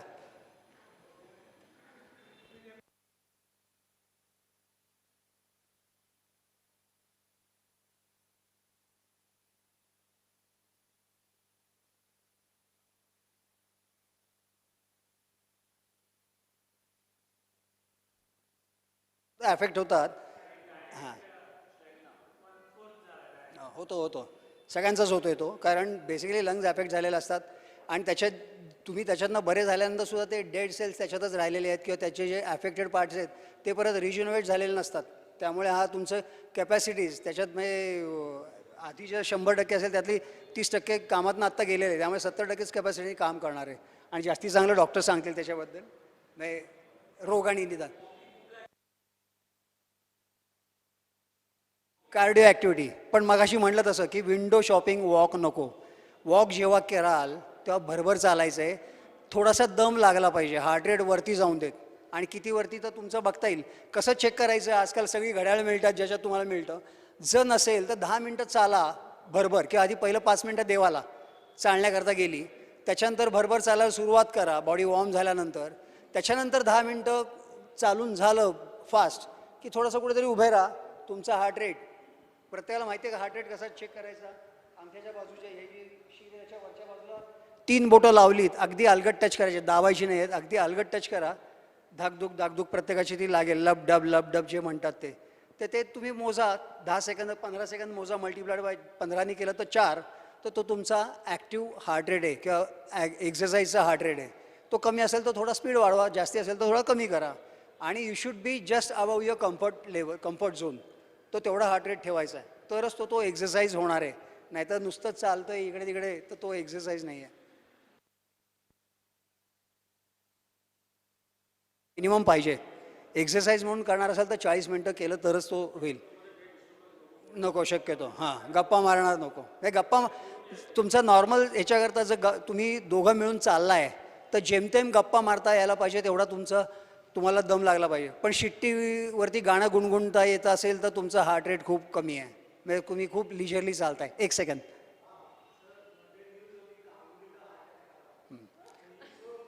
हां, पण त्यांचं कारण सांगितलं होतं की हेरिडिटरी आहे, त्यांच्या फॅमिली हिस्ट्रीज आहे, त्यामुळे त्याला आता तेवढं करून सुद्धा काहींना. पण त्यामुळे प्रिकॉशन्स तर आपण घेऊ शकतो ना. तो 40मध्ये येणार असेल त्याला 50मध्ये, बाकीच्या आजोबांना वडिलांना जर 45मध्ये आला असेल तर ह्याला 55ला आला आहे, असं ॲटलिस्ट तुम्ही लांबवू शकता. आणि काहींना तुम्ही टाळू पण शकता. जास्ती चांगलं रिलॅक्स होतं. हो हो.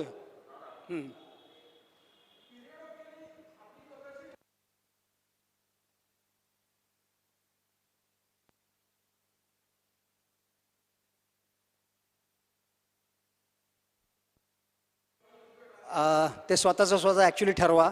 कारण तुमचं टार्गेट तुमचं काय आहे आणि ज्या ह्याचा स्टॅमिना तुम्हाला वाढवायचा आहे तीच गोष्ट करायची आहे. तीच हळूहळू वाढवायचा प्रयत्न करा. तुम्ही तासभर चालू शकता किंवा तासभर पळू शकताय, याचा अर्थ तुम्ही 15 मिनटं पोहू शकाल असं नाही. त्या ह्याच्यात तुमचे डिफरंट ग्रुप ऑफ मसल्स काम करणार आहेत, याच्यात तुमचे डिफरंट ग्रुप ऑफ मसल्स काम करतात. हार्ट आणि लंग्स एकच आहे, पण तुमचे मसल्स कुठले वापरत आहेत जास्ती वेळा, त्या दोघांची कॅपॅसिटी वेगळी असते. त्यामुळे तीच गोष्ट तुम्ही टार्गेट ठेवा तुमचं, आणि म्हटलं तसं की 2 स्टेप्स पुढे जायचा प्रयत्न करा. हां हां.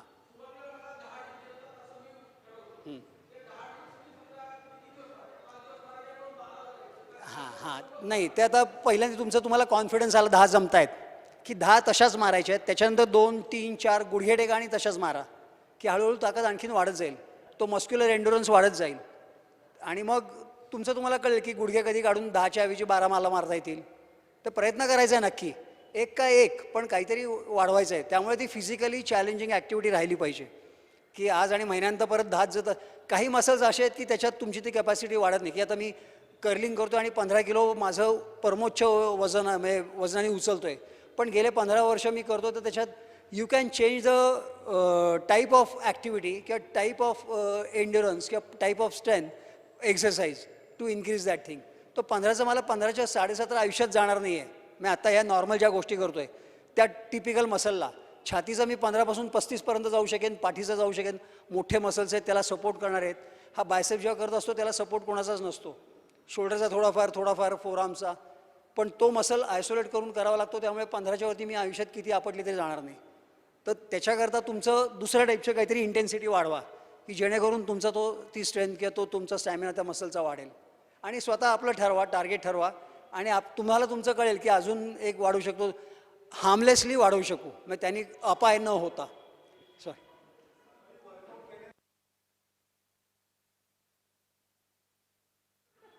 हे बघ, सगळ्यात पहिले 10 मिनटं ते 45 मिनटाच्या आत काहीतरी प्रोटीन्स गेले पाहिजेत, कार्ब्स तर गेलेच पाहिजेत.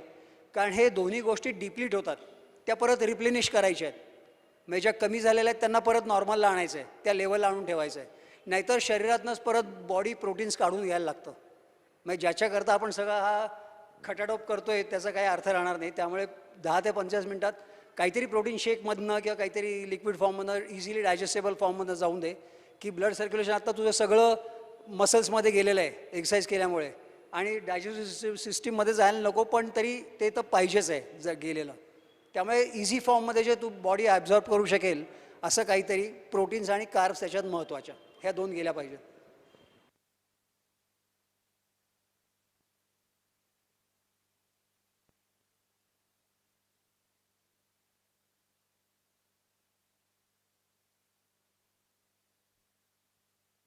हां, सगळ्यात मगाशी मी सांगायचं विसरलो की कधी आणि कसा किती वेळ किंवा कधी करावा.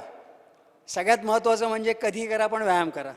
ओके, प्रत्येकाचं आपापलं बायोलॉजिकल क्लॉक असतं की आता तुम्ही सकाळी करता, तुम्हाला इतकी बॉडीला सवय झालेली आहे तर शक्यतो त्याच वेळेस करायचा प्रयत्न करा. सगळ्यात चांगली वेळ व्यायामाची जर असेल ती संध्याकाळी 4 ते 6.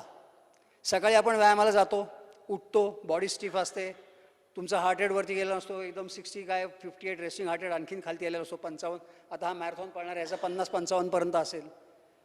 तर इतका खाली गेल्यानंतर त्याला पहिली 10-15 मिनटं तो वरती नेण्यात जातो त्याचा हार्ट रेट, त्याचं ब्लड सर्क्युलेशन वाढण्यात.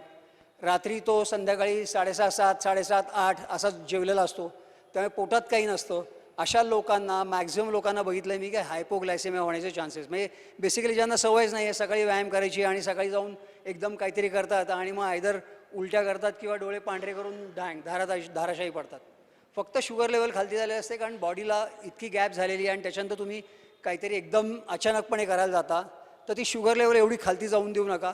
संध्याकाळी 4 ते 6 त्यामुळे आयडियल वेळ आहे. सकाळीसुद्धा व्यायामाला जायच्या आधी 2 खजुराच्या बिया, 2 बदाम किंवा अर्धं केळं, छोटं केळं, अर्धा चिक्कू असं काही खाऊन गेलात तरी चालेल की तुम्हाला ती एनर्जी मिळेल.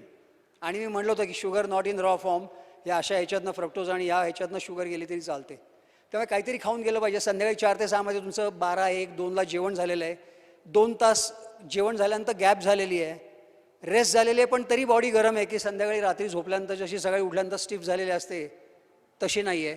त्यामुळे 4 ते 6 सगळ्यांकरता खरं हा आयडियल टाईम आहे. पण ज्यांना त्यावेळेस वेळच नाही त्यांनी सकाळी करा. सकाळी न करण्यापेक्षा कधी व्यायाम करा पण करा. आता अमेरिकेत ते खुळे लोक आहेत, ते त्यांचं 24 तास जिम चालू असतं आणि कधीही करतात. कधी म्हणजे रात्री 12 वाजता ऑफिसमधनं किंवा युनिव्हर्सिटीतनं जाऊन ते सुद्धा करतात. त्याचं मला माहीत नाही काय त्याचं त्यांच्या पाठीमागे. न करण्यापेक्षा बरं हा एकच मेन महत्त्वाचं कारण असेल. पण त्यामुळे अगदी असे एवढे एक्स्ट्रीमिटीजला न जाता व्यायाम करणं हे महत्त्वाचं आहे. त्यामुळे कुठलंही कारण सबब न देता सकाळी नाही तर नाही, एखाद दिवस बुडलं तर संध्याकाळी करा आणि कॉम्पेन्सेट.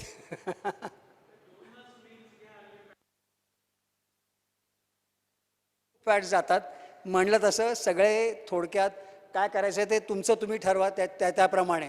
ते फॅट आहे की नाही आता मी त्याच्यातला तज्ज्ञ नाही आहे, पण जे आहे ते प्रमाणात वेळा पाळून नियमितपणे करत राहा.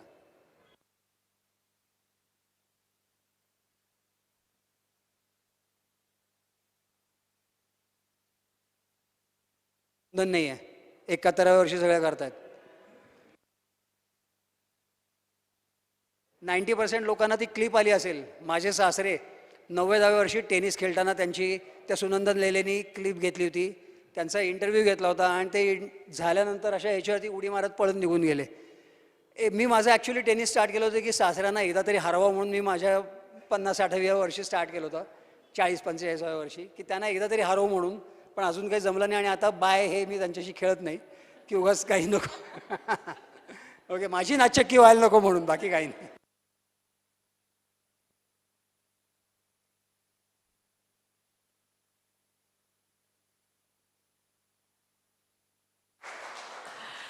धन्यवाद सर. खूपच छान पद्धतीने तुम्ही आम्हाला व्यायाम, फिटनेस, एक्सरसाइज, एक्सर्शन या सगळ्या शब्दांबद्दल मस्त माहिती दिलीत. हेल्थ म्हणजे काय, फिटनेस म्हणजे काय, आणि मुख्य 3 महत्त्वाचे एस, स्ट्रेंथ, स्टॅमिना, स्ट्रेचिंग, आणि 3 पुढचे एस, स्किल, स्पीड आणि स्पिरिट, या सगळ्याबद्दल खूप छान शास्त्रशुद्धपणे म्हणण्यापेक्षा प्रॅक्टिकली जी दिलीत त्यांनी आम्हाला ते खूप जास्त कळलं. कारण आता आपण सुरुवातीला वॉर्मअप करतो, शेवटी कूलिंग करतो, हे सगळं बरेच जण करत असतात. पण हे जाणून घेऊन केलं तर त्याचा नक्कीच चांगला परिणाम होऊ शकेल. त्याच्यानंतर आम्हाला सगळ्यात आवडलं बिस्किट मेडिटेशन. 3 मिनटं एकच बिस्किट खायचं हे जरा शिक्षा आहे. पण बिस्किटं जास्त द्यायला हवी होती. त्यांनी 3 मिनटं सांगितलं नव्हतं. तर हे खूपच छान पद्धतीने सगळ्यांना सांगितलं, त्याबद्दल खूप खूप धन्यवाद. मी आपले शाखा प्रमुख श्री मंदार जोग यांना विनंती करते की त्यांनी ज्येष्ठ इतिहास तज्ज्ञ श्री केदार फाळके इथे आलेले आहेत, त्यांच्या हस्ते आपल्या सरांचा सत्कार करावा. कार्यक्रम प्रमुख सचिन परांजपे यांनी पण पुढे यावे. आपण तिघांनी मंचावर यावे.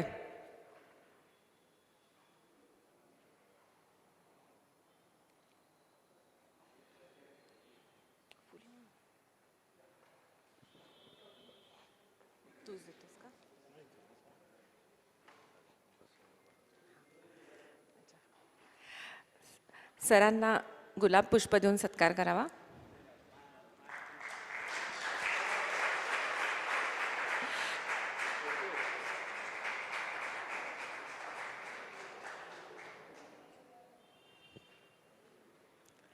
बसावा, बसा बसा. आता आपण एक फॉर्मल व्होट ऑफ थँक्स देऊयात. आभार प्रदर्शन हे प्रत्येक कार्यक्रमाच्या शेवटी केलंच गेलं पाहिजे, कारण हा कार्यक्रम जो आयोजित केला आहे त्याच्यामागे अनेक लोकांचे कष्ट आहेत. सर्वप्रथम आपले वक्ते श्री नितीन ढवळे सर यांचे खूप खूप मनापासून आभार. या व्याख्यानाला आयोजित करणारे सर्व कार्यकर्ते, त्याच्यानंतर भांडारकर इन्स्टिट्यूटचा हॉल आपल्याला उपलब्ध करून दिला म्हणून भांडारकरचे पदाधिकारी, व्हिडिओ रेकॉर्डिंग करणारे आपले श्री बारबोले, या सर्वांचे मनापासून आभार. तसंच आपण सगळा श्रोतृवृंद इथे आलात, आपला अमूल्य वेळ देऊन व्यायामाबद्दल सगळं ऐकलत आणि प्रश्नही विचारलेत. म्हणजे तुम्ही सरांचा 6वा S स्पिरिट यांनी इथे होतात याची प्रचिती दिलीत. तर आपल्या सगळ्यांचे पण खूप खूप आभार. याच्यानंतर आपलं जनगणमन होईल आणि मग कार्यक्रम समाप्त होईल. धन्यवाद.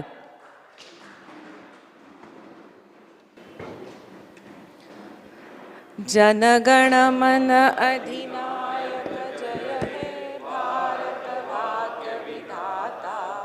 पंजाब सिंध गुजरात मराठा द्राविड उत्कल वंग विंध्य हिमाचल यमुना गंगा उच्छल जलधि तरंग.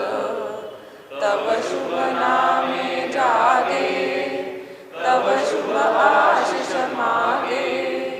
गाहे तव जय गाथा जनगण मंगलदायक जय हे भारत भाग्य विधाता. जय हे जय हे जय हे जय जय जय जय हे. भारत माता की.